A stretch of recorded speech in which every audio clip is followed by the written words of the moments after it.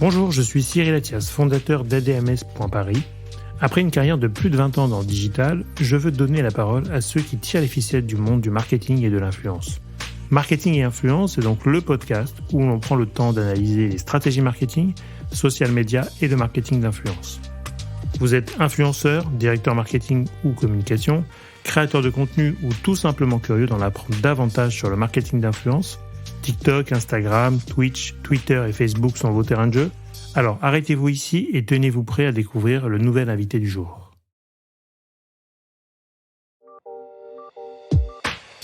Mais tu sais, parfois j'ai l'impression que Instagram m'a mis une étiquette banana.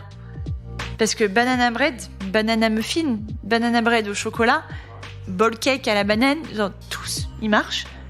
Et du coup je me dis mais en fait il faut que je fasse que des recettes à la banane ou... Ce podcast vous est présenté par ADMS.Paris, créateur de stratégies d'influence à impact. Bonjour, aujourd'hui j'ai le plaisir de recevoir Laura, plus connue sous le pseudo Les Paris de Laura. Laura nous partage son parcours passionnant en tant que créatrice de contenu spécialisée dans les brunchs et les coffee shops. Et elle nous raconte également comment elle est arrivée là où elle en est aujourd'hui et comment elle évolue dans le monde de l'influence. Bonne écoute!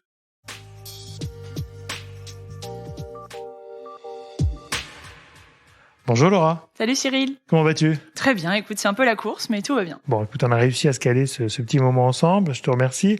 Est-ce que tu peux te présenter en quelques minutes? En quelques minutes, écoute, je vais essayer de répondre à cet exercice. Rapide, une fois et demie. Alors moi, mon parcours, en fait, il a commencé lors de mon année de césure pendant mes études. Je suis partie 6 mois en Australie. J'avais pas pu faire d'Erasmus, donc du coup, je me suis dit, c'est le bon moment, je voudrais faire 6 mois de stage à Paris, 6 mois de stage à l'étranger. Je me suis dit, allez, l'Australie, ça m'attire, c'est loin, ça a l'air paradisiaque. Des paysans. Donc je me suis dit, go. Ça a été un peu compliqué de trouver un stage, mais finalement, j'ai trouvé. Et je suis partie pendant 6 mois à Melbourne. Et à Melbourne, tout le monde m'a dit, si tu vas voir, soit tu tombes dans la junk food, soit dans la healthy food. Ouais. Et franchement, j'avais un peu repris le sport et tout. Je me suis dit non, moi je veux plus aller dans la healthy food. Je veux pas manger n'importe quoi pendant 6 mois. Et c'est comme ça que j'ai commencé à découvrir un petit peu le monde du coffee shop, le monde du brunch, du gluten free, du vegan. C'est des mots que j'avais jamais entendus à Paris parce qu'en vrai, en 2015-2016 à Paris, ça n'existait pas. Non. Et en vrai, j'ai adoré parce qu'il y avait ce côté gourmand, côté sain. Et moi, du coup, je suis gourmande. Donc j'étais contente d'avoir un petit peu les deux. Et je me suis dit, en rentrant à Paris, j'ai envie de retrouver la même chose. Et c'est comme ça que mon aventure a commencé. J'ai commencé à chercher un petit peu des cafés, des brunchs. Il y en avait pas beaucoup à l'époque. Il y en avait 4-5 qui étaient assez faciles à identifier. Et j'ai commencé à les tester et à partager sur Instagram pour le kiff. Ouais. Et j'ai fait ça pendant 1 an, pendant ma dernière année d'études.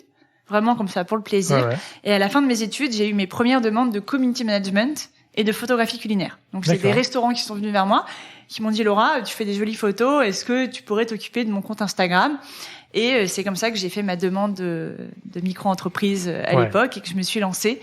Donc vraiment direct après mes études. Donc je me suis pas lancée en tant qu'influenceuse, on va dire au début, mais vraiment plus photographe culinaire et community manager, tout en continuant de tester des brunchs et des cafés. Au début c'était sain. Ouais. Puis après, c'est juste devenu du brunch, tu vois. Les pains perdus, les œufs bénédicts, c'est un peu rentré là-dedans. Donc aujourd'hui, voilà, c'est vraiment du brunch et du café.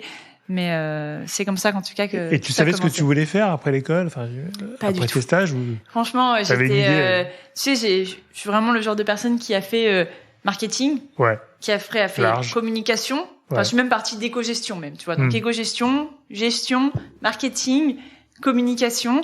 J'ai toujours aimé par contre le côté blogging. Ouais. J'ai eu un blog très jeune sur Skyblog à l'époque Blogstar en 2011, tu vois, l'apogée. Et donc j'ai toujours aimé ce côté vraiment partage, échange avec les gens, mais j'avais aucune idée, tu vois, de l'intitulé du poste. Ouais, c'est ça, ouais. J'avais des gens autour de moi, c'était moi je veux être chef de produit, chef de projet, chef d'études, chef vraiment, je comprenais rien, tu vois, j'étais là, mais c'est quoi la différence d'un poste à l'autre? Les missions, elles changent. Ouais, puis d'une boîte à l'autre, c'est pas les mêmes missions. Moi, je vais aller chez Unilever, moi, je vais aller... c'est quoi? Enfin, mes parents sont pas du tout du milieu de l'entreprise. Ouais.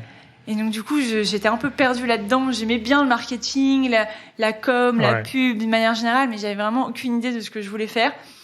J'étais un peu attirée par le milieu de la food au début, mais sans plus. Ouais. Donc, tu vois, le blogging, c'est vrai que moi, j'ai ouvert un blog en 2005. Alors là, je vais prendre 25 ans, mais ce qui était intéressant, je trouve, et là, je te rejoins, c'est que le blog, en fait, ça te permet d'écrire, ça te permet de poster, ça te permet de prendre un peu de temps et de recul et de parler avec des gens.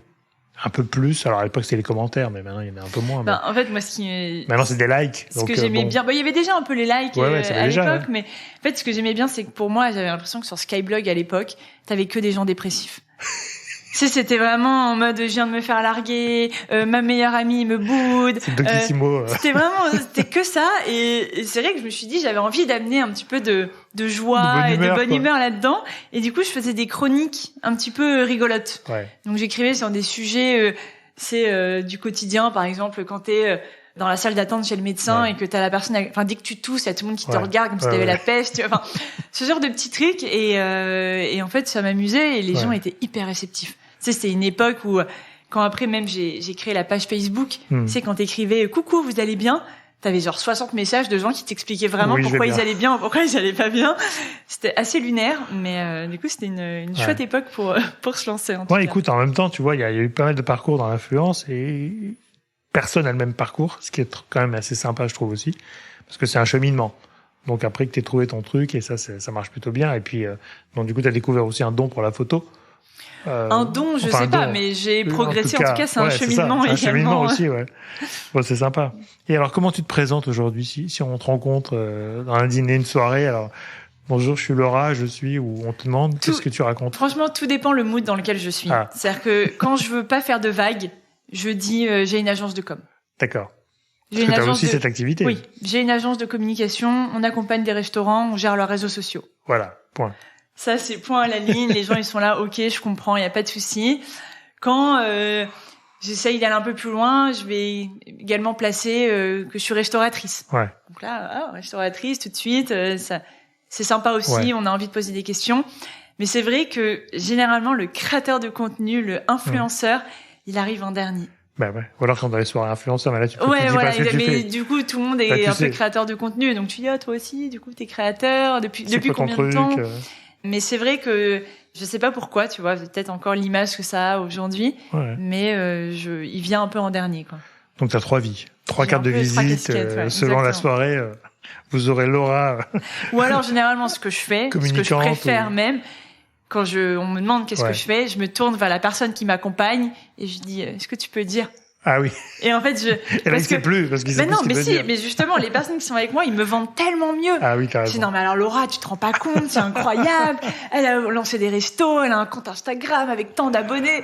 Et donc, c'est bien de faire le pitch, par exemple. Mais du coup, c'est plus simple, parce que c'est vrai que c'est toujours difficile de se mettre en avant parfois, donc je préfère laisser les autres. Même si tu fais des métiers, entre guillemets, de la com, on va toujours les plus mauvais. C'est un peu le test, tu vois. Voir est-ce que tes amis savent vraiment ce que tu fais. Aussi, parce que des fois, ils savent pas, peut-être. Ah, mais parce que je peux dire que je l'ai déjà eu, hein. Ah, Laura, elle est blogueuse. Elle met des adresses foot sur Instagram. Ah ouais, ok. C'est comme ça que tu... Okay. Tu me réduis à ça, quoi. Tu te rappelles tout ce que je fais à côté. Donc, très bien. C'est un test. C'est un test, t'as raison. Et comment t'es organisé, du coup? Alors, sur la partie création de contenu, notamment, comment t'es organisé aujourd'hui? T'as un agent, t'es un assistant? Comment tu travailles? Alors, donc aujourd'hui, ça doit faire un peu plus d'1 an maintenant que j'ai une agence qui me représente, donc Adécro, qui m'aide beaucoup justement dans... Moi, c'est plus sur l'aspect administratif, contrat, devis, où je suis contente de me dire que c'est cadré. Oui. Parce que moi, j'étais un peu ok, c'est good par mail, et puis après je fais les contenus et puis j'envoie la facture. J'ai jamais eu d'impayé en termes de collaboration. Donc du coup, c'est vrai que je me suis jamais dit il faut absolument tout signer et tout ça. Par contre, sur l'aspect créatif, étant donné que je fais quand même ça depuis maintenant 5-6 ans, j'ai toujours été assez pas solitaire, mais je gère un petit peu toute seule de ce côté-là. Et après, sur la création de contenu elle-même, ça fait maintenant, je dirais 2 ans et demi que j'ai quelqu'un en fait qui bosse à temps plein avec moi. Elle bosse officiellement à temps plein plus sur l'agence. Donc elle fait photographie culinaire pour des restaurants et gestion des réseaux sociaux, chef de projet digital, on va dire. Mais elle m'aide également quasiment sur toute la partie création de contenu, ça prend du temps, ça. Lifestyle et collab. Donc j'essaye d'en faire le maximum que je peux seule à la maison. Parce qu'en vrai, les recettes et tout ça, je peux faire seule. Mais dès qu'il faut m'accompagner au restaurant, dès qu'il faut faire des photos un petit peu dehors ou même des voyages, elle vient avec moi. Ouais, et puis maintenant, il y a beaucoup de vidéos, donc il y a aussi, il faut qu'on va tout faire toute seule. Ah oui, non, c'est sûr que depuis qu'il y a la vidéo. Il faut être dans le cadre, parce que tu lances la vidéo et que t'es pas dedans, et que tu t'en rends compte à la fin, c'est un peu dommage. Oui, non, j'ai quand même un certain esthétique, on va dire. Et c'est vrai que faire tout face cam ou en posant le téléphone quelque part, c'est pas ce que je préfère de base. Et puis c'est assez solitaire, en même temps, c'est pas très rigolo, quoi. Voilà. Ouais, mais je suis d'accord avec toi. Très bien. Donc l'agent plutôt administratif et qui te représente, quoi. Officiellement, on va dire, sur ton sujet. Et aujourd'hui, est-ce que c'est quoi ta plus belle expérience en tant que créateur de contenu? Est-ce que ça t'a permis justement de faire des choses un peu extraordinaires que tu n'aurais jamais pu faire avant ou que tu connaissais pas et que tu as découvert en même temps? Oui, franchement, ce serait mentir que de dire qu'on n'a pas quand même des super opportunités avec ce métier. Et je pense que les plus belles expériences aujourd'hui pour moi, ce sont des voyages. Ouais. J'ai eu la chance de partir une dizaine de jours en République dominicaine. Plus récemment, j'ai fait Philadelphie. Enfin, j'en ai fait j'ai fait la Corse du Sud. Voilà, j'ai fait plein de petits voyages comme ça où tu te sens quand même hyper chanceux de pouvoir vivre ce genre de moment, quoi. Tout est pris en charge. Tu t'occupes de rien. T'as un super programme, des super restos. T'es en bonne compagnie. Donc, ça, c'est quand même quelque chose. Et t'as pu vivre des expériences, enfin, des moments intéressants au-delà du voyage et de l'accompagnement. Est-ce qu'il y a un truc incroyable qui t'est arrivé ou que t'as découvert? Tu veux dire en termes d'activité ou en termes... T'as rencontré quelqu'un de très connu que t'aurais jamais pu rencontrer Ça, connu, non. Pas trop, je suis pas très... J'ai vu la tête d'Harrison Ford quand on était... De loin à Cannes. À Cannes. Voilà, c'est la personne la plus parce connue que t'es venu quand même à la soirée Magnum. Voilà, à Cannes. Mais non, tu vois, en termes d'expérience, je pense que j'aurais jamais osé faire. Je fais du canyoning. D'accord. Tu sais, quand tu descends les cascades... le seul, non. Et ça, c'était assez impressionnant. Franchement, je pensais pas que j'aurais pu faire ça un jour. Ouais. Les premières, t'as vraiment peur. C'est sûr. Et après, t'y prends goût. Je dis pas que j'étais ça passe, quoi. à sauter d'une cascade comme ça, quoi. Mais je descendais jusqu'en bas, en tout cas, sans trop avoir peur. Sans trop avoir peur, pardon. Enfin, voilà. C'est ce genre d'expérience. Après, c'est ce qui est sympa dans le métier aussi, c'est que tu puisses vivre des expériences. Donc, des voyages, des programmes, des fois, qui sont ma collection de sacs à main aussi est assez sympathique. Bah oui. Grâce à l'influence. Oui. Parce que aujourd'hui, dans le food, mais t'as d'autres univers. Enfin, tu peux... Ouais, en fait, j'ai commencé vraiment dans la food 100%. C'est-à-dire que mon compte, c'était que des adresses. Les bons plans de brunch. Voilà, que des bons plans café brunch. Et au bout d'un moment, en fait, je me suis dit, j'en ai marre que la seule interaction que j'ai avec mes abonnés, ce soit miam, ça a l'air bon. Ouais. Tu vois, j'avais cette envie de partage. Ouais. Et ça m'embêtait d'avoir que des miam, yum et compagnie. Et dit comme ça. Exactement. Donc du coup, je me suis dit j'ai envie de partager autre chose. Et puis surtout à la base, le compte Instagram c'est quand même censé être un peu le reflet de ta vie. Ouais. Et je me suis dit j'ai pas envie de regarder mon compte Instagram dans un an et me dire qu'est-ce que j'ai fait de ma vie. J'ai mangé. J'ai bouffé. Donc le changement a mis un peu de temps et c'était pas facile parce que les gens ils étaient habitués à avoir de la nourriture et tout d'un coup ils ont vu ma tête de manière régulière et ils se sont dit mais qu'est-ce que c'est que ça, moi ça m'intéresse pas.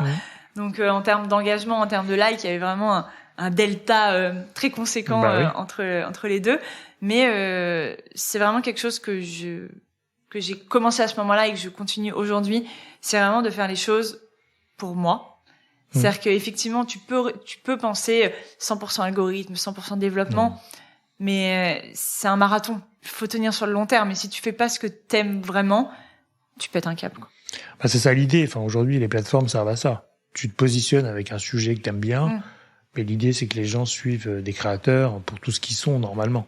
Et pas qu'une facette de ce qu'ils aiment, quoi. Je trouve que, tu vois, les réseaux, ils ont bien évolué. Aujourd'hui, justement, moins dans ce sens-là. Avant, quand je m'abonnais à quelqu'un, je m'abonnais à quelqu'un. Maintenant, je m'abonne à quelque chose. Ouais, c'est vrai. Tu vois, c'est machin, je vais les suivre parce qu'en fait, ces looks qui sont cool, parce que ces recettes sont sympas, parce que ces bons plans sont sympas. Mais quand tu commences à tout mélanger, ça marche, enfin, tu vois, mais ça marche moins bien. Les gens, ils aiment s'abonner en sachant qu'ils vont voir le même format de vidéo, la même retouche, la même dynamique. Et c'est vrai que parfois, ça me manque. De me dire en fait j'aimais bien aussi ce côté spontané de dire ce week-end t'as été dans tel jardin, tu t'es baladé, là t'es parti en vacances, tiens la destination a l'air sympa, t'as fait un resto, il avait l'air cool. J'aimais bien cette diversité qu'aujourd'hui parfois, voilà, ça me manque un peu de me dire, les gens n'ont plus le temps. Donc là, tu peux faire des collabs pour quoi alors pour des marques de mode. Enfin, typiquement aujourd'hui, ouais, en les fait, on va collabs dire que tu après, fais, on va dire que collab rémunéré, Ouais. ça reste principalement de la food. Oui, On va pas se mentir, je suis quand même identifiée sur ouais, ça. c'est ça. Et puis, par rapport à ce que je te disais aussi juste avant, c'est que t'as des profils qui sont tellement identifiés dans des domaines particuliers qu'en fait, je comprends aujourd'hui pourquoi une marque mode va directement aller voir quelqu'un qui fait de la mode tout le temps. De la mode. Ouais, pourquoi, même si en vrai, je trouve que c'est pertinent parfois de placer une marque dans l'univers de quelqu'un qui parle pas beaucoup d'autres marques. Ouais. Nous, tu vois, on travaille beaucoup pour Mini sur la voiture. On prenait des champions du monde de BMX, des skaters, des gens de la mode, qui justement ne parlaient pas du tout de voiture parce qu'ils aimaient conduire. Oui. Et ils aimaient Mini en plus, mais ils l'intégraient dans leur univers. Ce qui était aussi, je trouve, intéressant, mais moi, je trouve ça ce qui n'était pas naturel au début, parce que c'est vrai que même une marque automobile veut des influenceurs automobiles. Bon, c'est un peu court. Oui. Des fois, technologie ou tech, ça peut marcher, mais c'est compliqué. Mais c'est vrai que ce qui est plus intéressant, je trouve, mais c'est pas facile à vendre, entre guillemets, ou à positionner, c'est d'aller dans d'autres univers. Quoi. Oui.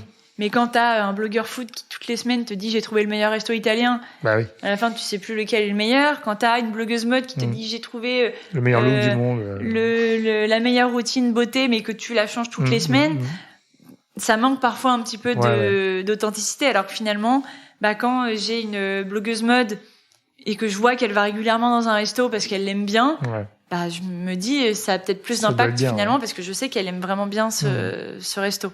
Ouais, c'est ça. Après, c'est la fréquence, la répétition, et puis. Pour moi, c'est important qu'un créateur de contenu, il dépense aussi de l'argent. Ouais.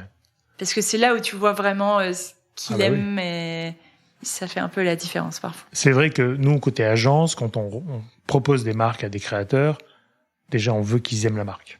Parce que ils peuvent faire plein de collabs, ils sont sursollicités, c'est pas un souci. Mais qu'ils aient un minimum d'attractivité avec la marque et d'affect, parce que ça va se voir. Et en même temps, même pour eux, c'est cohérent, tu vois. Ah oui, c'est sûr. Et pour leur communauté, c'est cohérent parce que quand je reprends Mini, on n'avait pas d'exclusivité avec eux, mais ils se voyaient pas eux-mêmes parler d'autres marques. Ils disent voilà, j'aime bien Mini, j'en parle et c'est tout. Ah, moi aussi, et c'est beaucoup plus cohérent. Super loyal là-dessus. Que de s'en mettre d'exclusivité, de clauses, de machin. Enfin, il faut être un poil naturel et puis ça passe mieux et puis même pour toi, c'est plus agréable. Ah oui, non, c'est sûr. Parce que passer d'une marque automobile toutes les semaines, c'est compliqué. Le restaurant italien toutes les semaines, c'est compliqué parce que tout le monde est meilleur du coup à la fin. Oui, non, c'est pas l'école des fans, quoi. Tout le monde n'est pas obligé de gagner, quoi. Donc ça, c'est un vrai sujet et t'as raison, il faut prendre un peu de hauteur. Et il faut que les créateurs puissent dépenser, puissent continuer à vivre normalement, qu'ils aient des petits bonus, c'est bien, mais pas que, quoi. Là, tu vois, par exemple, j'ai fêté mon anniversaire en septembre dernier. Quelques jours avant, je me suis dit, mince, j'aurais peut-être pu, en fait, prévoir quelques trucs à manger, tu vois, avec des marques que j'aime bien. Sauf que je m'y prenais vraiment 3 jours avant. Et franchement, j'ai contacté 2 restaurants chez qui je commande tout le temps. Je leur ai fait un petit vocal sur Insta. Je leur ai dit voilà, machin, je fais mon anniv, est-ce que ça vous dit d'en faire partie? Les 2, ils m'ont répondu oui. Enfin, tu vois, sans pression, parce qu'au final, ils savent que je commande. Ils savent que j'aime vraiment le restaurant. C'est pas comme si j'avais contacté 15 000 restaurants en sortant de nulle part en disant oh, ça a l'air vraiment bon ce que vous faites. Est-ce que ça vous dit que? Donc c'est vrai que quand t'as un lien avec une marque ou avec un restaurant, les choses se font tout de suite et puis plus toi ça te fait plaisir, et... tu sais que c'est bon, eux ça leur fait plaisir parce que c'est un genre de CRM++, quoi. Ouais, non, c'est clair. Et puis c'est spontané, quoi. C'est beaucoup mieux, C'est vrai que beaucoup de créateurs aussi, quand ils arrivent à l'étape de mariage, essayent de sponsoriser un peu le mariage. Ça, le mariage, ça doit vraiment être... C'est une organisation côté créateur, parce que j'en ai vécu pas mal ici. Si les marques veulent être placées, pourquoi pas. Mais je trouve ça un peu too much quand même de se faire sponsoriser son mariage, quoi. Enfin, après, c'est juste que t'es pas dans le moment. Enfin, moi, je sais que tu vois, là, ne serait-ce que j'avais des Pokéballs sur la table, il fallait que je fasse une photo. J'étais déjà en panique parce que je voulais profiter de ma soirée et en même temps, je voulais qu'ils aient quelque chose en retour. Donc, je me dis, t'imagines, le jour de ton mariage. Ça met un stress, hein. Ta robe, ton bouquet, des trucs, enfin. Après, il y avait une journée de création de contenu. Je sais pas si tu as vu, mais il y a un métier qui est en train de se développer, justement, c'est un petit peu des créateurs de contenu de mariage. Ah oui? Des personnes que tu payes. Et en fait, ils ont en tête toutes les trends, tous les trucs. Et en fait, ils t'aident à créer ton contenu Instagram pour ton mariage. Donc en fait, tu te prends pas la tête, mais ils te disent ah vas-y, faites ça, là, embrassez-vous, tournez sur vous-même, tac, tac, tac. Et Ouais, en fait, ils te font les montages, ils te font les trucs, D'accord. et du coup, tu te prends pas la tête, mais t'as quand même du contenu un peu Ok. Instagrammable. Bon, c'est comme le photographe et le vidéaste qui va Ouais, faire ton c'est film, clair, quoi, exactement. mais un peu Sauf plus que moderne. quoi. t'as ton créateur de contenu spécialisé mariage. Écoute, Voilà. ouais, non, mais les collabs, sur la collab aussi, c'est compliqué. Et puis, ça, comme tu dis, ça met des stress particuliers. Le jour J, c'est pas très agréable, je pense. Mais bon. C'est comme, tu vois, Ça arrive. en voyage, moi, j'ai beaucoup de mal à contacter les hôtels. Parce qu'en fait, je me dis, après, c'est pour passer une demi-journée à essayer de créer du contenu sympa. Bah ouais. Alors qu'en fait, je suis là déjà que 3 jours, tu vois. C'est pas le même mood, ouais. Ouais, Je suis d'accord. Hein. c'est pas facile. Alors qu'il y en a vraiment, tout leur voyage, hop, ils trouvent un hôtel 2 nuits ici, 2 nuits là, 2 nuits là. Enfin, Ouais. c'est une sacrée orga. Ouais. C'est un métier. C'est un clair. autre métier. C'est un autre métier. Et parlons plateforme, aujourd'hui, tu es sur Instagram. Blog, t'as lâché ou... En fait, blog, j'ai lâché, mais parce que je n'aime plus le design. Ah. Enfin, le design, il date de 2017. Ah oui, bon. Il tu peux le refaire. Non, ouais, mais en fait, c'est ça. Il faut juste que je le refasse. D'accord. Parce qu'aujourd'hui, dès que je me connecte dessus, franchement, ça me Je sais déprime. pas s'il va pas te péter dans les doigts en même temps parce que ça fait longtemps. Je suis là, non, mais j'aime plus, donc il faudrait juste que je le refasse. Ouais. Parce que, au final, je sais que ça plaisait bien. Ouais. Enfin, tu vois, j'avais pas mal d'articles sur les brunchs par quartier, les brunchs ouverts la semaine, les brunchs ouverts le lundi. J'avais pas mal d'articles voyage. Les articles voyage, Il marche bien là-dessus. les offices de tourisme aiment bien aussi. Bah oui. Parce que du coup, ça permet de mettre des liens un petit peu vers les offices, vers les hôtels, vers les puis tu restaurants. racontes l'histoire et un road trip Exactement. ou bien autre chose. Donc, la Corse, j'avais fait, Repdom, j'avais fait l'article. Ouais. Donc, tu vois, je me dis parfois, je pense qu'il y aurait quand même un petit côté positif à reprendre le blog aujourd'hui. Ouais. Et en vrai, j'aimais bien les photos, je les ai. Le texte, j'aime bien écrire. Après, il faut plus de donc, temps pour le faire. Et puis en même temps, après, c'est peut-être la seule plateforme où tu es propriétaire.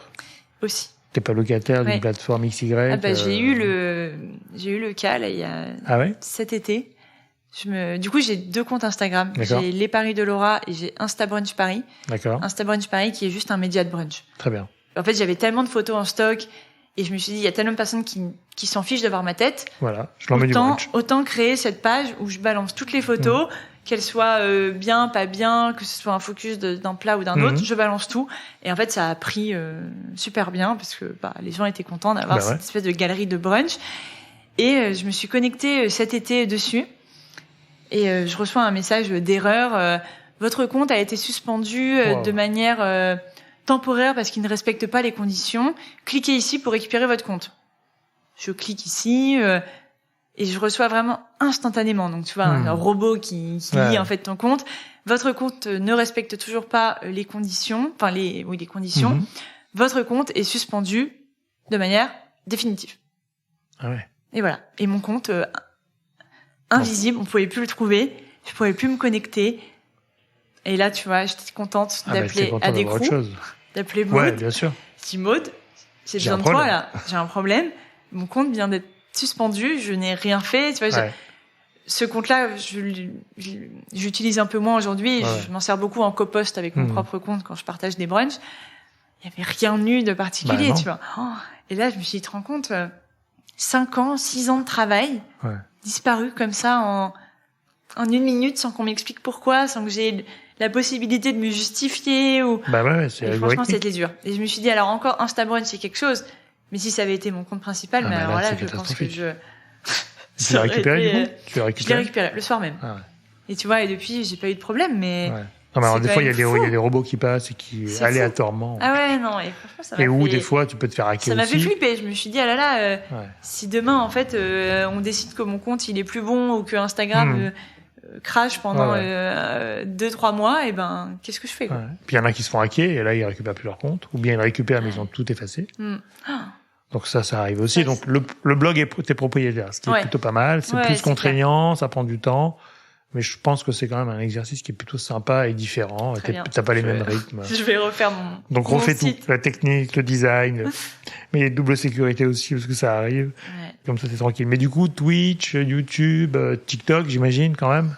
TikTok, je suis dessus, mais parce qu'on m'a forcé à y aller. Exactement. Non, mais je repartage en fait les mêmes contenus parce qu'aujourd'hui En fait, il y a 2 choses. Déjà, j'ai du mal à trouver le temps de créer du contenu spécial TikTok. Et en fait, le contenu spécial TikTok en lui-même, je m'en sens tellement loin. Ouais. C'est que, tu vois, moi, je pars du monde de la photo. C'était, je sors de chez moi, je vais dans un resto, je prends ma photo, c'est fini. Après, on m'a dit, OK, maintenant, faut faire des stories. OK. Je sors de chez moi, je vais au resto, je filme la table, je prends ma photo, c'est bon. Maintenant, on me dit, OK, maintenant, il faut faire des reels. OK. Bon, je sors de chez moi, j'arrive au resto, je filme les plats, l'ambiance, je fais ma story, je filme la table, je fais ma photo, maintenant, c'est bon. Et maintenant, j'ai l'impression qu'on me dit, OK, maintenant, il faut que tu te filmes depuis chez toi. Ouais. Et là, je dis, OK, il faut que je me filme, il faut que je m'habille, il faut que je sorte de chez moi, il faut que je prenne le métro. Ah, c'est compliqué. Non, et puis c'est une écriture aussi très rythmée, qui est très... Et en fait, j'ai l'impression d'être collée à mon téléphone. J'ai essayé un moment de faire des vidéos comme ça, et j'avais l'impression de tout filmer, tout filmer. Et je sais pas, c'est juste difficile, tu vois, c'est pas que j'y arriverai pas, mais c'est plus que c'est un autre métier. Écoute, j'ai déjeuné ce midi avec des créateurs qui, pareil, me disent, on n'y arrive pas. C'est pas dans notre ADN, c'est pas notre univers. Ils viennent aussi de la photo.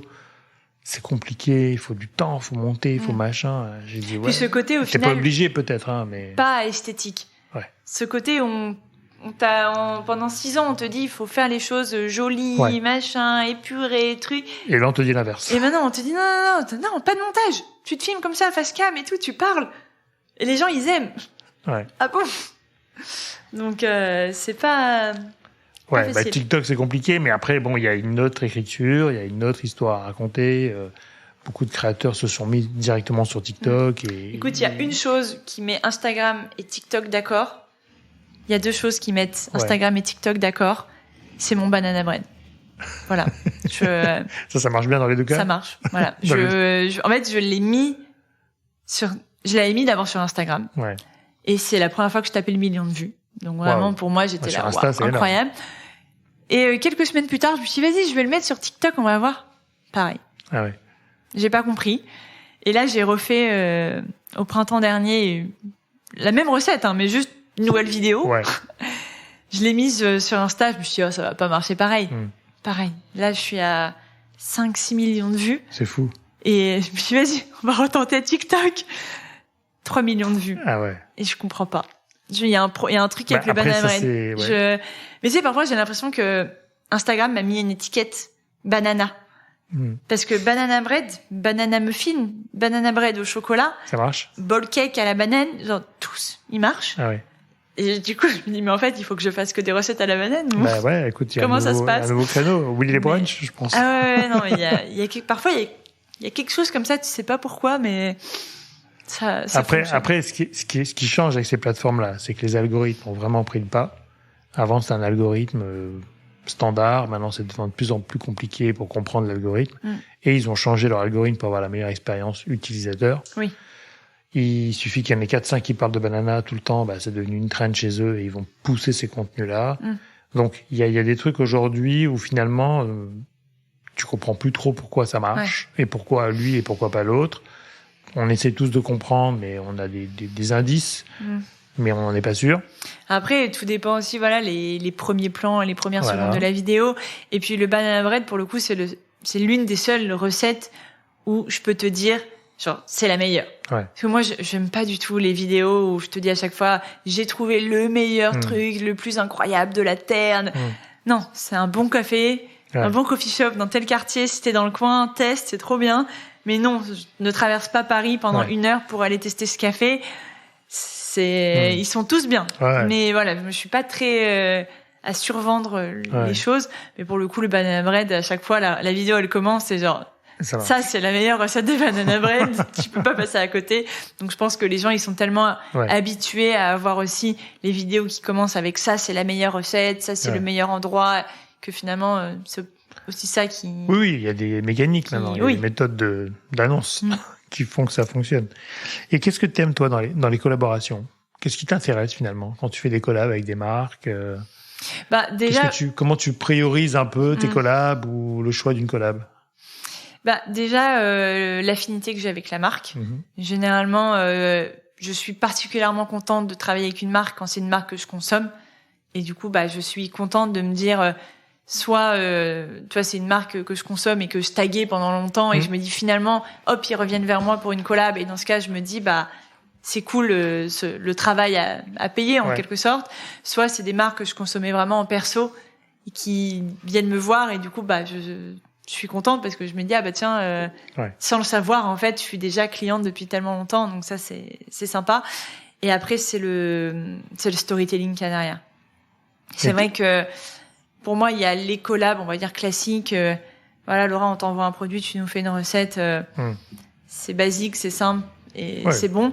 Et puis de temps en temps t'as quand même des collaborations avec des histoires un petit peu différentes, avec des formats différents, et ça fait plaisir, quoi. Et puis des fois on peut donner carte blanche aussi, non? Enfin, je pense qu'il y a des marques, c'est souvent rare, c'est... Après, enfin, c'est souvent carte blanche, t'as quand même un brief dans la mesure où voilà, c'est pour Noël, c'est pour truc, mais c'est souvent je me suis jamais vraiment sentie étriquée dans un brief. Ou alors soit il y a un brief précis mais je suis alignée avec et donc ça me dérange pas, mais je vais jamais essayer de faire quelque chose où je suis pas à l'aise. Là, j'ai pas mal de demandes au final pour TikTok, justement. Et ça me stresse un peu parce que je sais qu'il va falloir que je fasse des contenus un petit peu différents. Tu sais, aujourd'hui on va préparer un petit déjeuner, je vous emmène avec moi. Donc d'un côté, je me dis c'est bien parce que ça me challenge et je vais pouvoir tester un nouveau type de contenu. Et d'un autre côté, forcément, dès que tu sors de ta zone de confort, t'as toujours ce petit stress, quoi, mais bon, au moins je me dis sur ce réseau-là, j'ai moins d'abonnés, j'ai moins de pression. Enfin, je me dis même la marque quand elle me contacte, elle voit mes stats, quoi. Alors oui, t'as le banana bread qui est là, mais il se doute que toutes les vidéos ne font pas le même résultat que Puis après, quand tu mets en plus collaboration commerciale, ça peut faire descendre en plus ton reach, ton machin. Donc c'est encore plus compliqué. Et tu te vois où dans 2 ou 5 ans? Si tu regardes un peu ton chemin que tu as parcouru, idéalement aujourd'hui, est-ce que ça t'a permis d'identifier un objectif à moyen terme, long terme, ou pas? Alors aujourd'hui, j'ai quand même eu... on a quand même ouvert avec mon associé des restaurants de brunch. Donc on a ouvert le premier en mai 2020. C'est ça. Après janvier 22 et là... Super date, le mai 2020. Ah ouais. C'était en plein pendant le confinement. En fait, on devait ouvrir en mars, comme beaucoup de commerces, de marques, des choses comme ça. Et on s'est dit, ça va, confinement, dans 2 semaines, c'est fini. Je crois qu'on a déconfiné le 11 mai, je crois, non? Il y a un truc comme ça. On a commencé à déconfiner un peu. Mais bon. Ça devait pas être très, très glorieux non plus. Et donc, du coup, quand on a vu que ça allait durer plus longtemps, on s'est dit, allez, on se lance, et puis au pire, on verra bien. Voilà, on verra. Moi, j'étais en salle / livraison. Mon associé était en cuisine. Le seul salaire qu'on avait, c'était la chef. Donc, en vrai, en termes de charges, on avait le loyer, on avait les matières premières et le salaire. Et écoute, je suis très fière de nous parce qu'au final, nous avons réussi pendant toute cette période à faire 0. Première année, ce qui est un challenge même en temps normal, quoi. On a réussi à faire 0. Voilà, parce qu'en même temps, la livraison, ça coûtait tellement cher, les 30% de commission et tout. Donc voilà, on a quand même réussi ce pari, donc ça, c'était sympa. Donc aujourd'hui, quand je vois mon parcours, je suis quand même contente d'avoir quelque chose de concret. Puis surtout, ça a un sens. Tu vois, j'ai pas ouvert un restaurant de sushi sorti de nulle part. Je teste des brunchs, je travaille pour des brunchs, j'ouvre mon brunch. Normal. La boucle. Et t'en as combien aujourd'hui? T'en as un? Des restaurants? J'en ai 3. 3, c'est ça, hein? On a ouvert le 3e, là, cette semaine, lundi. C'est incroyable. Lundi, le 9 octobre, il me semble que c'était ça. On enregistre le 11, donc... Exactement. On est à quelques jours après l'ouverture. Donc, naturellement, j'ai envie de te dire que sur le long terme, j'ai envie de développer ce projet. C'est quelque chose qui m'amuse, quelque chose qui me rend fière. Et c'est quand même agréable d'avoir quelque chose qui te rend fier, où tu te dis, ça dépend pas d'un algorithme. Ben oui, c'est du concret, quoi. Instagram, mon travail, il est constant. C'est la qualité du contenu photo, vidéo, il bouge pas. Il évolue, il évolue. Mais est-ce que c'est mieux ou moins bien? Je sais pas, tu vois. Mais il évolue avec moi. Mais un jour, ça performe. Tu dis cool, ça performe. Pendant 2 jours de suite, ça performe pas. Tu dis mince. Qu'est-ce qui se passe? Est-ce que c'est la fin? Tu vois, il y a toujours une remise en question qui est tellement régulière qu'en fait, ça fatigue. Mentalement, tu te dis combien de temps combien de temps je peux tenir. Au final, tu vois, tous les ans, tu dis, est-ce que c'est la fin? Et puis, ça repart. Et... En plus, pendant le Covid, c'est vrai que beaucoup de créateurs se sont vraiment posé la question de se dire, moi, ça, et qui ont pris conscience que leur business pouvait arrêter du jour au lendemain. Alors là, c'est une pandémie, c'est autre chose, mais en gros, comment tu fais Après, c'est la question de l'adaptabilité. Aussi. Et celle-ci, elle est justement, elle est au cœur des réseaux. Ouais. Tu vois, moi, je faisais des restos. Du jour au lendemain, je me suis dit, ok, je peux plus faire de resto. Go recettes. J'ai passé tous les jours cuisiner 1 à 2 recettes. J'ai enlevé ma tête de mon feed à ce moment-là. Je me suis dit, en vrai, ça sert à rien que je me prenne la tête à essayer de faire du contenu à la maison. Go recettes. Et ça a cartonné parce que j'étais focus sur un truc. Les recettes en même temps pendant le confinement, les gens n'attendaient que ça. Bien sûr. Et adaptabilité et tout ça. Donc, tu vois, pareil, j'ai plein de créateurs de contenu autour de moi qui ne veulent pas passer à la vidéo.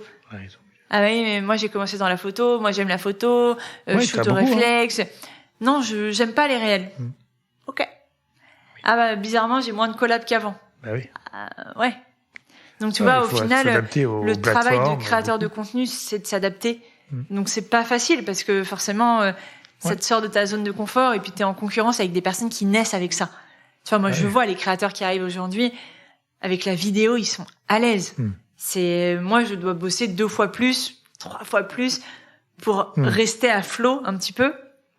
Mais c'est fou de voir quand t'as des jeunes de 20 ans qui sont nés avec la vidéo et qui sont hyper à l'aise. Et qui sont nés avec TikTok aussi parce que ça a été leur plateforme de lancement qui ont adopté les codes et qui pour nous, enfin pour toi ou pour les créateurs qui ont passé 18 ans, plus compliqué parce que c'est pas la plateforme première. Ouais, c'est clair. C'est souvent ça, hein, et c'est comme dans tous les métiers en fait.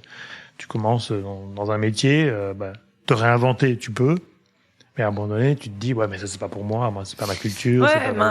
Il faut... Les créateurs de contenu, c'est obligé de s'adapter aux plateformes, aux écritures nouvelles, parce que c'est ça aussi. En plus, je trouve ça intéressant, c'est-à-dire que il faut s'adapter aux plateformes, mais il faut quand même... mais il faut trouver aussi son identité. Ouais, il faut trouver son type de contenu. C'est vrai qu'aujourd'hui, tu as quand même aussi une grosse homogénéisation des contenus. Et parfois, ça fait du bien quand tu vois un créateur qui sort un peu de l'ordinaire. Et d'ailleurs, tu le vois tout de suite, ça va fonctionner parce que effectivement, ça change et ça fait du bien. Ouais. Mais bon, c'est tout le sujet de la création de contenu. C'est pour ça que je trouve que c'est intéressant ce mot créateur de contenu, parce que maintenant, on a plus le droit de dire influenceur, tu vois. Tu disais aussi que on s'est tous lancés avec une histoire différente et qu'il y a un cheminement. Bah oui. Mais moi, je trouve qu'aujourd'hui, il y en a certains aussi qui n'ont pas ce cheminement. Ah ben non. Et qui arrivent ils savent très bien ce qu'ils font, ce qu'ils veulent. Ils ont tout analysé, les contenus qui fonctionnent, la colorimétrie, le type de contenu. Et en fait, ils se lancent, paf, c'est déjà rodé, ils savent déjà ce qu'ils veulent. Et du coup, t'as pas un peu ce cheminement de cherche mon identité, je teste des choses. Mais pour moi, c'est une histoire de génération et c'est une histoire d'opportunité. C'est-à-dire que je pense qu'il y a des gens qui, organiquement parlant, sont tombés dedans, comme toi. T'avais pas pensé à faire ça au début et ça t'est arrivé un peu par hasard, ou en tout cas. Pour moi, le métier n'existait pas, en fait. Ça n'existait pas et c'était, pour beaucoup, c'était une passion au début et qui s'est transformée. Et maintenant, t'as tous ceux qui pensent et qui, à juste titre ou pas d'ailleurs, que c'est un sujet où ils vont gagner beaucoup, beaucoup d'argent. Donc, ils font une analyse de marché. Bien sûr. Comme tu montrais un business demain et tu ferais une analyse de la concurrence, ils font un peu pareil. Ils regardent, tiens, qu'est-ce qui marche chez lui? C'est ça, c'est ça, c'est ça. Donc, je vais venir avec un produit qui finalement ne leur ressemble pas, souvent, ou en tout cas qui n'est pas le reflet de leur personnalité, mais qui vient avec un bench du marché et qui se dit, moi, je sais que ça marche, l'algorithme, il a fait ça, donc je vais faire ça. Et donc, ils viennent avec une idée un peu d'opportuniste ou quelque part de prendre une part de marché. Mais des fois, c'est bienveillant, parce que des fois, c'est juste des gens qui veulent exister, entre guillemets, qui ont bien analysé le sujet. Mais c'est vrai que c'est pas le même cheminement. Et c'est pas le même cheminement, et en même temps, bon, les deux cohabitent. Les deux fonctionnent, parce que du coup, tu as des gens qui vont pousser. La difficulté, c'est sur le long terme. Ouais. Le long terme, de se réinventer, comme tu disais. J'en ai vu des gens, tu vois, qui sont arrivés, qui ont, et qui en fait ont, pour le coup, plus dans le milieu de la restauration et de la food, qui en fait ont mangé. Alors, vraiment. En grossi. Pour créer du contenu, pour partager, pour être toujours à la page, tester le dernier resto, le dernier truc, et qui en fait, au bout d'un an, font un burn-out, quoi. Enfin, font un burn-out, un trop-plein, un dégoût de la food.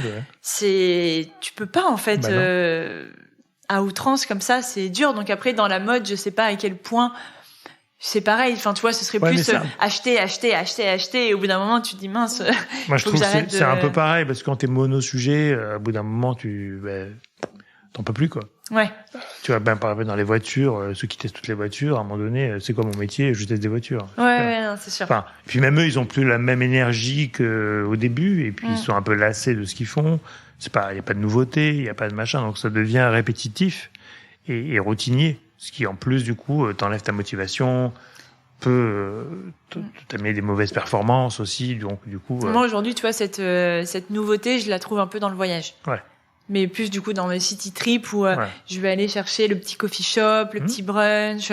Là, quand je suis en voyage, tu sais, cette petite flamme là, elle est vraiment là. Tu sais, le moindre café, le moindre truc, je suis en admiration. C'est vrai qu'à Paris maintenant, je les connais. Bah oui, t'as fait le tour. Enfin, tu vois, pour moi, un bon brunch, ça a du café, du bon café. Donc tu vois, effectivement, toutes les brasseries qui vont lancer des brunchs ou des restaurants, voilà, qui décident un peu de se mettre dans le brunch. Pour moi, ça, c'est peut-être très bon. Tu vois, il y a peut-être effectivement du saumon avec du pain. Voilà, ça passe. Mais pour moi, c'est pas le vrai brunch. Donc, le vrai brunch, il y en a pas non plus tant que ça. Ouais. Et je trouve qu'il y en a de moins en moins qui ouvrent parce qu'en fait, ça devient très compliqué. Parce que les gens, ils sont durs avec le brunch. Ouais. C'est comme tu compares avec beaucoup. Et au final, c'est des pancakes aux fruits. Tu vois, donc les pancakes aux fruits, si tu compares avec ce que tu connais, il y en a toujours un qui va avoir des quantités plus grosses, un qui va être un peu moins cher, mais puis c'est vrai que des fois, t'as des faux brunchs. C'est-à-dire que t'arrives, c'est juste un buffet, serre-toi, et t'as des, non, mais moi, la dernière fois, j'ai des salades, quoi. Un brunch et, poulet frites. Ouais, super. C'est la cantine, quoi. Enfin, tu vois, c'est ton repas du dimanche que tu fais dans ta famille, quoi. Mais c'est pas un brunch, quoi. Enfin, mais après, voilà, il y en a qui ont fait un peu le raccourci du brunch, c'est le dimanche. Ouais. Et on déjeune. En fait, c'est du salé, du sucré. Mais du coup, c'est pas n'importe quel salé non plus, quoi. Ouais. Mais c'est comme au restaurant, t'as du salé, du sucré. Tu manges un plat et un dessert. Exactement. Enfin, tu vois, c'est comme parfois, les gens, ils me disent, oui, Laura, mais comment tu fais pour bruncher tous les jours? Regarde ce que j'ai mangé. J'ai mangé une quiche et j'ai pris une part de cake en dessert. Enfin, c'est pas un brunch, en soi. Mais c'est généralement parce qu'il y a le café à côté. Donc, le café, tout de suite, il est un peu connoté brunch. Ok, très bien. Et alors, on en a parlé un peu, mais comment tu vois, du coup, toi, ce monde de l'influence évoluer? Je trouve qu'on est très nombreux. Ouais. Parce qu'au final, tu vois, parfois, je parle avec des créateurs de contenu et ils me parlent de comptes qu'ils ont vus ou je connais pas. Enfin, tu sais, je les connais pas. Parfois, je me rends à des événements, je connais personne. Et quand je te dis personne, mais qui sont ces gens? Enfin, tu vois. Donc, c'est vrai qu'en plus, maintenant, t'as les créateurs TikTok. Ouais. Et moi, pour le coup, TikTok, je consomme pas. C'est-à-dire que j'essaye de m'y mettre. Et puis, ils sont à part. Mais c'est aussi la raison pour laquelle, tu vois, à mon avis, je me développe pas spécialement. Ouais. Parce que comme je consomme pas, je connais pas les codes de TikTok. Mais je passe déjà tellement de temps sur Instagram que j'ai du mal à me dire que je veux aussi me mettre sur TikTok en plus. Mais donc on est beaucoup. Et c'est vrai que ce qui est dur pour moi aussi, c'est un peu le côté où les gens n'ont plus le temps. Ouais. Tu vois, ce côté en fait de valeur ajoutée, il faut que tout le contenu ait toujours une forte valeur ajoutée. Tu sais, avant, c'était, voilà, je suis sortie ce week-end, voilà le café que j'ai bu. Ouais. Maintenant, c'est, non, voici les 10 cafés, vous pouvez aller ce week-end pour boire un truc, tu vois. Il y a toujours ce côté, il faut apporter de la valeur, et c'est un peu la course à celui qui apportera le plus de valeur, tu vois. Avant, c'était, voilà mon look, maintenant, c'est les 50 tenues de cet automne. C'est le top 10 des machins à chaque fois, mais effectivement, t'as des jeunes qui arrivent aujourd'hui, mais qui sont sur, alors, il y a le différentiel TikTok et Instagram. Il y a les Instagrammeurs et les TikTokers. Certains font les deux, mais c'est quand même deux populations, entre guillemets, différentes. Des codes différents, effectivement. Ouais. Mais, et après, oui, vous êtes nombreux. C'est-à-dire que c'est vrai que c'est devenu maintenant un vrai métier et les gens veulent vraiment faire ça. Certains y arrivent, d'autres n'y arrivent pas, mais c'est compliqué aussi de voir. Moi, j'interroge beaucoup des marques aussi. Si je donne le point de vue d'une marque, c'est quoi ce marché, quoi? Ouais. Il y a trop de gens, on comprend rien. Après, au final, c'est, je dirais que tu vois, t'as 15 profils de chaque branche qui sont en fait au top de leur fil spécifique, quoi. Et en fait, voilà, tu sais pas vers qui aller, tu vas vers ces profils-là, que ce soit dans la mode, que ce soit dans la food. Oui, bien sûr. Moi, je les vois, tu vois, les profils aujourd'hui qui sont particulièrement performants. Et donc, je pense que pour les marques, c'est plus simple. Oui. Ou alors, effectivement, les marques passent par des agences. Et dans ce cas, tu vois, ça leur permet vraiment qu'on leur fasse une recommandation de profil qui pourrait correspondre à ce qu'ils recherchent. Et c'est aussi l'un des avantages pour moi aujourd'hui d'être en agence. Parce que comme j'estime en toute... je suis OK avec ça, mais de plus être au top de mon milieu. Donc, tu vois, je me dis au moins le fait d'être en agence, si une marque vient voir une agence en cherchant un profil, mon profil pourrait peut-être être plus poussé que si j'étais en fait en solo. C'est sûr. Où c'est moi qui devrais contacter les agences, faire des rendez-vous RP pour essayer de me mettre en avant, et ça me demanderait à mon avis beaucoup de temps. Beaucoup de temps, beaucoup d'énergie. Et puis après, c'est vrai que le métier, alors il y a deux types d'agences. Il y a Adecro qui est une agence de talent. Il y a nous qui sommes une agence de conseil en communication, influence et social media, où nous les marques elles viennent avec des problématiques. Et nous, on doit répondre à la problématique avec des castings sur mesure, des gens qu'on a castés parce qu'ils répondent à tel et tel objectif.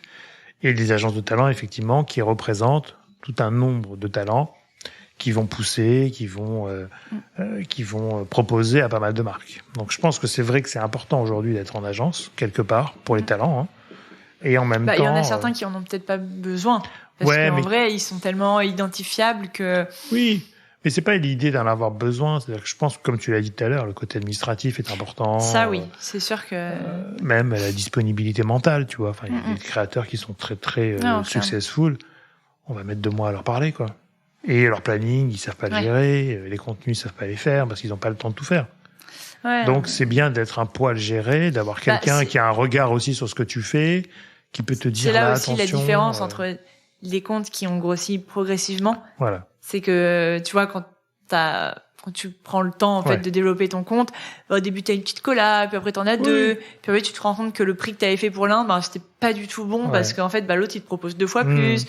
Du coup, tu testes, tu vois un peu ce qui passe, ce qui passe pas. Tu commences à voir que, tu vois, tiens, ce Noël, j'ai accepté trop de collabs. Du coup, j'en poste quasiment tous les jours. Non, l'année prochaine, je ferai attention. VS, effectivement, des comptes qui, en 6 mois, explosent. Sont envahis de propositions de collaboration. Forcément, tu viens de démarrer, t'as envie de dire oui à tout, à tout le monde. Et là, tu te retrouves un peu débordé en termes de et contenu. Puis, c'est une gestion au quotidien, quoi. C'est-à-dire qu'il faut gérer les contrats, il faut gérer les newbies, entre guillemets. Il faut gérer les contenus, il faut gérer les publications, il faut gérer plein de choses, quoi. Donc, c'est pas mal d'être équipé. Et effectivement, les marques ont besoin d'avoir une sélection d'agences qui vont, comme nous, par exemple, qui vont dire, nous, on la connaît, on sait qu'elle pourra faire ça, qu'elle va faire ça, on sait qu'elle est... Nous, on fait pas mal de mapping avec les plateformes de marque. On se dit, elle est parfaitement dans votre ADN, en fait. Elle partage vos valeurs. Et est-ce que toi, tu dirais qu'il y a beaucoup d'agences comme toi, aujourd'hui? Écoute, il y a énormément d'agences sur le métier, dans le marché, ce qui est plutôt bien. Moi, quand j'ai commencé, j'ai ouvert en 2010 l'agence, j'étais tout seul. Il y avait que moi. Avec une autre agence qui était sur le sujet, mais je t'ai dit, mes premières EP, c'était 2007. Et j'ai commencé en 2010 à professionnaliser avec l'agence. Mais j'étais la seule agence qui fasse ça. Donc, au début, c'était compliqué, il n'y avait pas vraiment de marché. Maintenant, c'est un marché, ce qui est une bonne nouvelle, parce qu'il y a une offre et une demande. Il y a énormément d'agences, ce qui est bien, parce que ça veut quand même dire qu'il y a un marché dynamique. Mais en même temps, moi, je suis assez tranquille, parce que finalement, il y a peut-être 90% d'agences de talent qui représentent des talents, mais qui ne font pas de conseil. Ils font un conseil limité. Je te conseille lui et elle, et il pourrait faire ça, il pourrait faire ci. C'est plus court terme. Ouais, puis c'est plutôt... T'as une OP pour Noël, je te propose telle personne qui fait des recettes cool, machin. Voilà, mais il n'y a pas de concept des fois, il y a juste une liste de casting. Mais s'il n'y a pas l'idée, ça va pas décoller. Non, c'est sûr. Tu vois. Donc, je pense qu'en fait, nous, on est une des rares agences, finalement, à rester sur le conseil. On avait lancé une agence qui s'appelait agence-des-influenceurs.com, qui faisait du talent management en 2018. C'était un poil tôt. Et puis, c'est pas le même métier. Et puis, tu peux pas être conseilleur et payeur. C'est-à-dire, je peux pas conseiller les marques en totale objectivité. Si derrière, je te place des gens que je connais mieux que les autres, que je sais qui sont bons, ça se fait pas trop. Donc, c'est pour ça que sur le marché, tu as 90% d'agences d'influence qui font du placement de talent. Mais s'il n'y a pas d'idée, ça reste des OP one shot ou bien courtes. Et ce que veulent maintenant de plus en plus les marques, c'est des idées. Okay. Il n'y a pas longtemps, on a gagné un appel d'offres. La marque, il me remercie pour avoir eu une idée. Peut-être pas la bonne, en tout cas, on a eu la bonne en plus. Mais merci de nous proposer des idées. J'ai dit, c'est un poil normal, quoi. Enfin, on est une agence. On n'est pas là pour faire des castings et des tableaux Excel. Il m'a dit, détrompez-vous parce que c'est pas vraiment le cas sur le marché. Donc, très bien, ça existe. Mais donc, nous, on se positionne pas trop par rapport aux autres. On travaille avec les agences de talent parce que c'est vrai qu'ils représentent, donc ils nous aident aussi à faire les bons castings.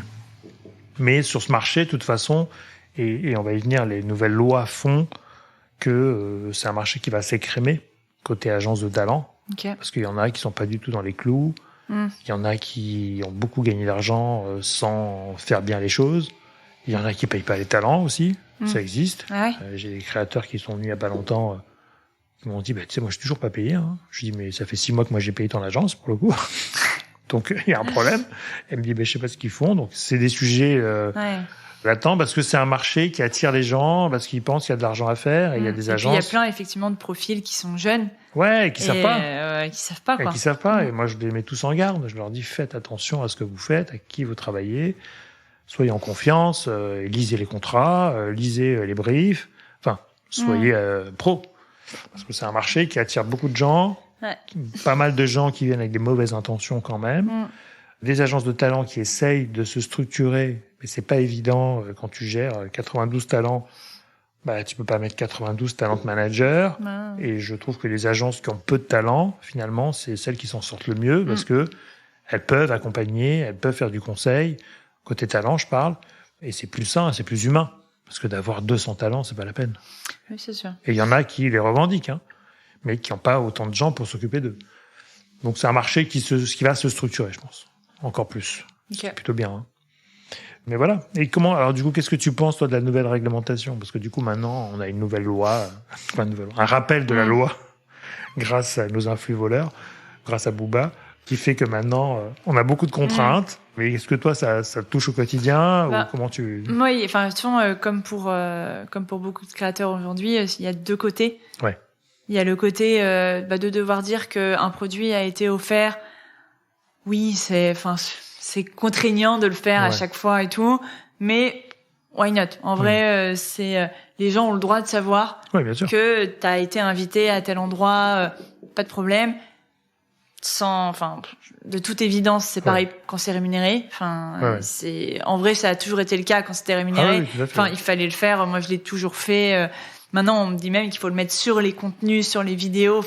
Donc ça va de plus en plus loin. Donc effectivement, en termes de performance de contenu, tu dis, il y a un moment, les gens, déjà ta vidéo, quand c'était écrit en bas que c'était rémunéré, ça marchait moins bien. Maintenant, tu l'écris sur la vidéo. Les gens, ils voient. Et sur tous les écrans, je crois. C'est le premier truc qu'ils voient. Non, mais sur le réel en lui-même. Et même sur. Faut écrire maintenant en publicité. Donc je me dis, les gens, ils vont le voir en premier, ils vont switcher parce qu'on reste quand même dans un pays où les gens n'aiment pas trop les pubs. Ont un peu du mal avec le concept tu peux pas être authentique dans le contenu et marquer publicité. Si tu t'es fait rémunérer, t'as forcément vendu ton âme, quoi. C'est un peu le raccourci qui est fait. Et par contre, sur la partie gifting, ça, je trouve que c'est n'importe quoi. Franchement, déjà, la loi, elle a été créée par des personnes qui ne connaissent pas le milieu, qui ont créé une loi, en fait, par rapport à quelques influenceurs qui font un peu n'importe quoi. Et du coup, ils nous mettent tous dans le même panier, alors que c'est pas le cas. Et tu vois, moi, je fais souvent la comparaison de dire qu'en fait, chaque métier a ses avantages. J'estime qu'en fait, quand t'es créateur de contenu, c'est pareil. C'est un métier qui est très prenant, qui est psychologiquement éprouvant.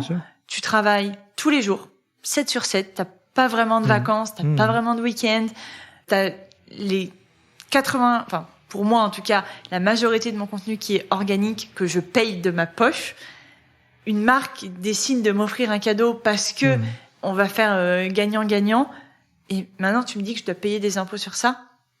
Je suis pas d'accord. Parce que la loi, alors pour préciser, la loi contraint les créateurs de contenu à déclarer tous les cadeaux qu'ils reçoivent dans leur fiche d'imposition annuelle en disant j'ai reçu un rouge à lèvres à 3,50 €, une glace à 4,58 €. Et donc tu as payé des impôts là-dessus. Alors que c'est juste qu'à la fin de l'année, c'est un énorme. cadeau et que c'est même pas de l'argent que tu as reçu parce que tu as donné de l'argent sur un produit. Et puis surtout, tu fais de la publicité. Tu vois, on en parlait par exemple tout à l'heure. Si jamais il y a un hôtel qui t'offre une nuit, moi, ça va me prendre du temps et de l'énergie de faire des photos, des stories, des machins pour l'hôtel. En fait, ça a toujours été gagnant-gagnant. C'est juste qu'effectivement, quand t'es pas dans le milieu, tu te dis sympa, elle a eu son week-end offert. Bah oui, mais t'as pas vu en fait sur les 2 jours, en fait, j'ai passé quasiment collé un jour entier à créer le contenu pour le partager, te divertir, pour divertir, enfin voilà, évidemment on en profite, mais on en profite clairement pas autant que si on crée pas du contenu. Moi, je suis d'accord avec toi sur cette loi-là. Alors, ils sont en train peut-être de réécrire une partie de la loi. Mais on va voir laquelle. Et en même temps, il y a eu un truc qui s'est mis en place, l'UMIC, tu vois, l'association des agences de talent qui ont un peu eu peur, je crois, lors de la première réunion. Ils se sont dit, les gars, on va se mettre ensemble parce qu'on va se faire bouffer. Et ça va tuer nos business. Mais je croyais qu'ils avaient un peu essayé de les guider dans le métier. Je crois que ça n'a pas du tout marché puisque je vois que c'est le côté le plus contraignant. Le reste, c'était un peu la loi qu'ils ont rappelé qui existait déjà.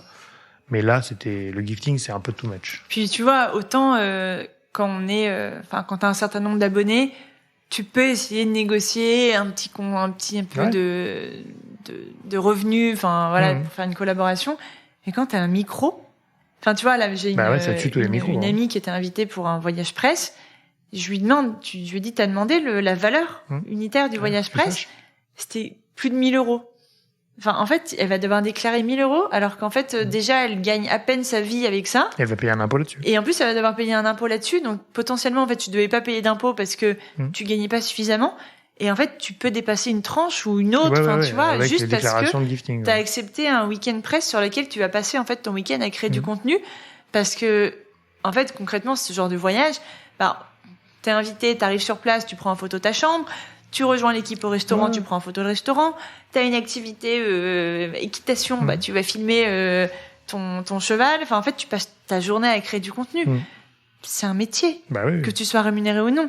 Mais c'est juste que de la part de personnes qui sont pas dans le milieu, non, c'est un cadeau, tu profites. Je profite, essaye de profiter, tu vas voir ce que c'est quand tu crées du contenu tout le temps.